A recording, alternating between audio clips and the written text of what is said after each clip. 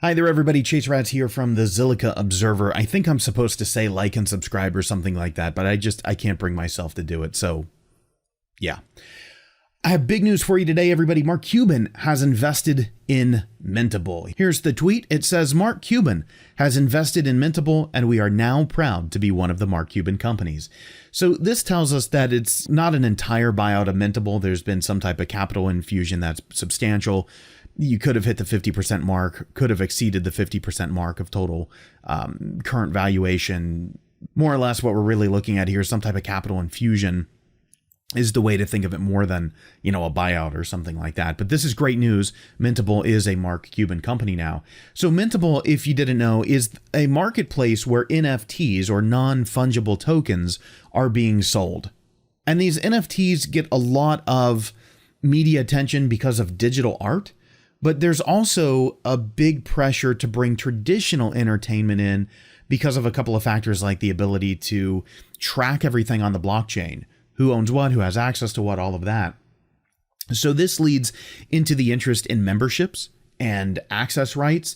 And, I was talking with Sterling Gardner yesterday. He's a marketer in North Carolina who has ties in his past to Hollywood. And we were talking about everything from tokenizing music, which, by the way, is a detour here. Kings of Leon has announced that they're going to offer their new album as an NFT. And that's going to come with the ability to have limited access to buy vinyl, the ability to get special or exclusive concert tickets. So a whole bunch of, again, access and ownership concepts coming around this idea of digital files, which can otherwise be copied and pasted fairly easily, creating scarcity in the marketplace, creating scarcity in the environment where digital technology has previously removed almost that entire concept in a lot of areas. So Sterling and I were talking about not just music, but also how do we tokenize all the way to fine art. We were talking about whether we're talking gallery quality, studio quality, or private collections. And what does it mean to tokenize and create access levels and all of that?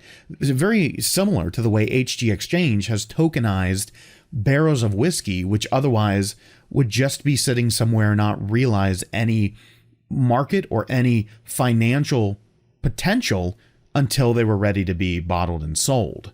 And so this brings me back to my core interest in all of this, which is things like access rights that I keep talking about, all the way from company ownership. Think about that, company ownership. You and I may trade stocks, and I know a lot of people are interested in stocks coming as fungible tokens, but what about actual company ownership of like an LLC? A lot of company structures, you have, for lack of a better term, a seat in the business. It's not necessarily a number of shares, or it is a seat. I'm thinking specifically about an LLC, about a partnership, these types of legal entities. And so that seat would be passed from person to person to person.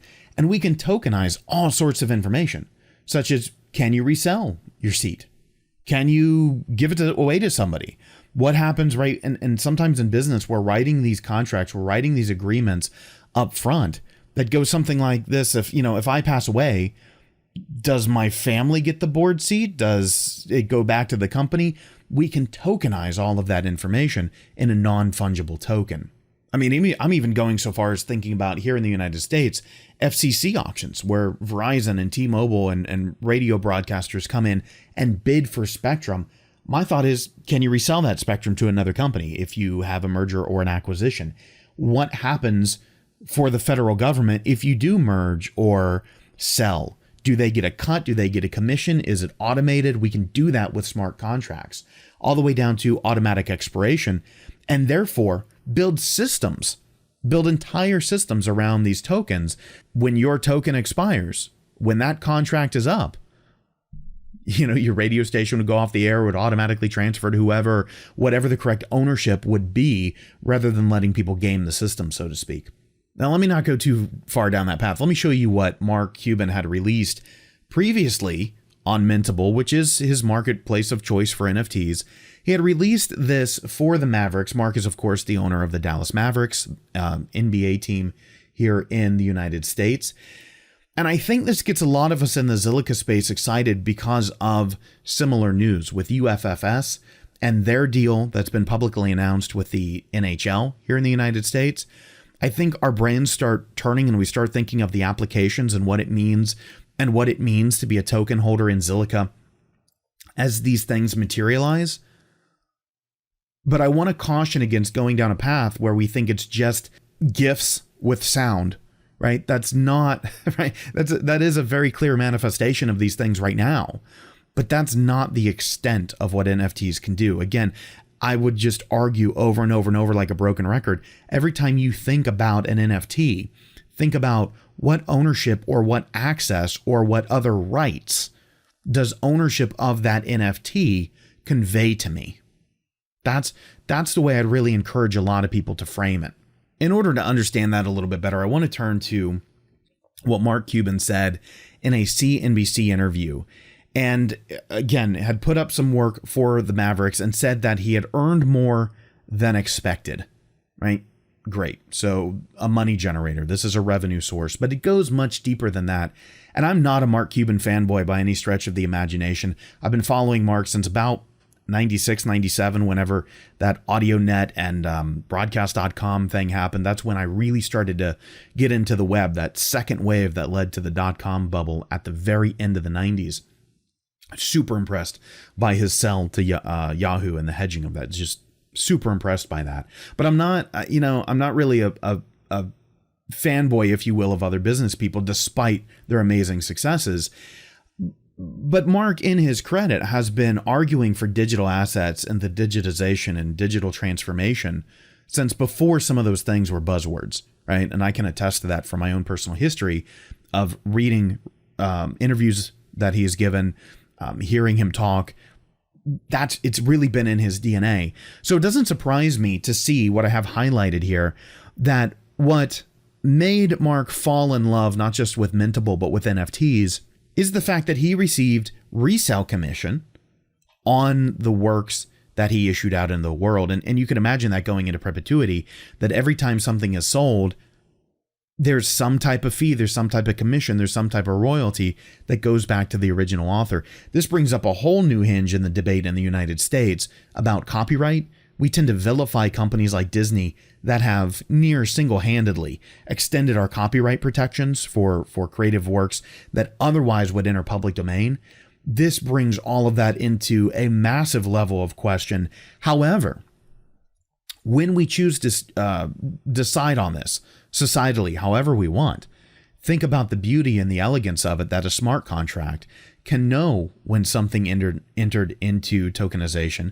It could know if something was legally protected prior to that date by storing that information, and we could programmatically allow things to then enter into public domain or to stay outside of public domain, given what we decide to do socially, right? The robot overlords don't have to necessarily take over just because we have that technology. But the third thing is, and I'm going to call attention to this, Mark says, now this is America 2.0. This is money 2.0. And I don't mean currency money. I mean being able to earn money via digital has all changed. Zillikans, you and I both know this, right? We're staking, we're in liquidity pools, we're in other tokens for other reasons. Typically, the people I encounter in the Zilliqa world are beyond just day trading cryptocurrencies as if they're stocks.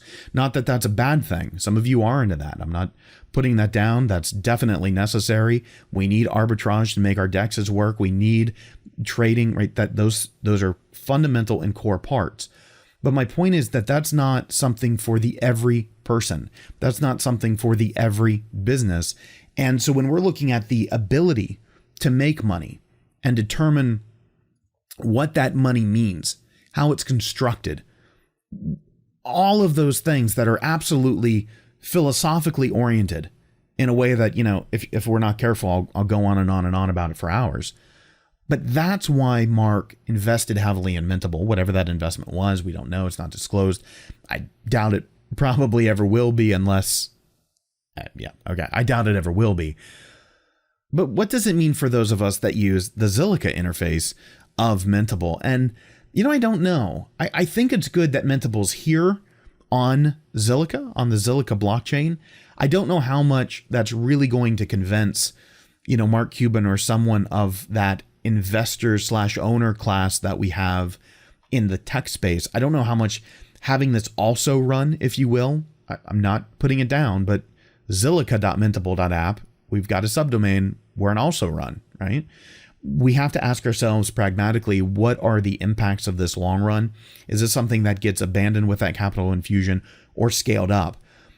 Personally, I don't know, right? None of us know at this point, except for the team at Mintable, except for Mark and his team, because they would have had these conversations. But I almost lean to what Oliver of Xcademy has said, which is, of course, also coming on Zilliqa, tokenizing assets in a fungible way for YouTube creators. But he essentially said, hey, you know what? Can you imagine trying to tokenize on Ethereum right now, like Mark has done? Sure, if you're selling a $1,000 piece of art, that's great. But if you're selling a $10, $20, $30 token, whether fungible or not is irrelevant at this point, and you have the transaction fees that you have on Ethereum, that's not viable long-term for SMBs. That's not viable for independent content creators. That's not viable for this new wave of democratized internet businesses, which, when I say new wave, understand I'm still in the philosophical land. I mean from the 1990s to now, where we only have less than 30 years of history in all of humanity of having this type of business. And even less when we think about us as token holders. We're a new type of business stakeholder that's only existed for around a decade. Think about that. 10 years out of all of human history. That's the only time that our style token holder business class has existed. So put all of that into perspective, and I don't really know what the Zilliqa interface of Mintable has to do with everything, but I know it's good. I know that the positioning is good. I know that the people who have created these products obviously believe there's a reason to be here, that are bullish on it to some degree for some reason. And I think for that reason, it's worth taking a look at this acquisition. Okay, not really an acquisition, this investment, as I should more accurately say, by Mark Cuban into Mintable, even if the primary motivator was, for the number 2 blockchain for Ethereum. I don't see that as too much of a negative side for Zilliqa. It can turn into a down in the future, but this is something to pay attention to for now. All right, I'm Chase Raz for the Zilliqa Observer. I hope this business deep dive into news that you've probably already heard about is helpful. I hope it adds context. I hope it adds insight from a professional perspective of what it all means, where we're all going with it, and really gauging what type of reaction should we have with Mark Cuban coming in and investing in Mintable. And I've just got to give it a 2 thumbs up at this point. So if it does, comments. If it doesn't, comments. All right, take care, everybody.